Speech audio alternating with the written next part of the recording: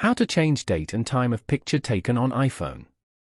To get started, first of all, open up the Photos application on your phone. Once you're in the app, select your desired photo from the library. Over here, tap on the eye icon on the bottom panel. This is where you can view all the detailed information about the photo, including date and time of when the photo was taken. Then, tap on the Adjust option as shown. A new pop-up will appear where you can adjust the date and time. Now, change the date according to your preference, then go over to time and adjust it as well.